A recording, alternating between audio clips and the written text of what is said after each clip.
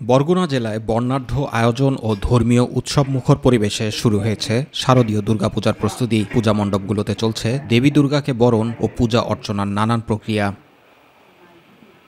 জেলা পূজা উদযাপন পরিষদের তথ্য অনুযায়ী এবছর বরগুনায় ৬টি উপজেলায় মোট ১২৯টি পূজা মণ্ডপে দুর্গাপূজা অনুষ্ঠিত হবে। আইন শৃঙ্খলা রক্ষায় মোতায়েন থাকছে পুলিশ, আনসার ও স্বেচ্ছাসেবক বাহিনী।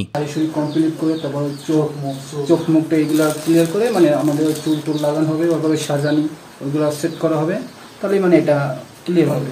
কিছুদিন পরে দুর্গাপূজা উৎসব শুরু হবে এবং সবাই আনন্দ উপভোগ করবে। প্রশাসনের দৃষ্টি আকর্ষণ করে যে আমাদের একটু প্রশাসনটা যেন একটু বেশি দেয়, যেন আমরা সুন্দরভাবে একটু আনন্দ করতে পারি। আমরা আশা করি প্রশাসনিকভাবে অনেক সুন্দরই আমরা সাপোর্ট পাবো এবং আমরাও যারা স্বেচ্ছাসেবক আছি তারাও সচেতন আছি। চেয়ারম্যান, মেম্বার, চৌকিদার, সচিব সহ সকলেই এটার প্রতি আমাদের খেয়াল আছে, যারা সংখ্যালঘু তাদের কোনো রকমই কোনো সমস্যা না হয়। শারদীয় দুর্গোৎসবকে ঘিরে স্থানীয় হিন্দু সম্প্রদায়ের মধ্যে আনন্দ উচ্ছ্বাস বিরাজ করছে। প্রতিটি পূজা মণ্ডপই রঙিন আলোকসজ্জা ও নান্দনিক সাজসজ্জায় উৎসব মুখর পরিবেশে রূপ নেবে। প্রতিটি উপজেলায় শান্তিপূর্ণভাবে পূজা উদযাপনে জেলা প্রশাসন ও পুলিশ প্রশাসনের পক্ষ থেকে নেওয়া হচ্ছে বিশেষ নিরাপত্তা ব্যবস্থা। বিভিন্ন উপজেলা বা থানা লেভেলে যে কমিটি গঠন করা হয়েছে তাদের সাথে আমরা মিটিংয়ে বসেছি, যাতে করে তাদের পূজা অনুষ্ঠান পালনকালে কোনো রকমের সমস্যা না হয়। প্রতিটি পূজা মণ্ডপেই আমাদের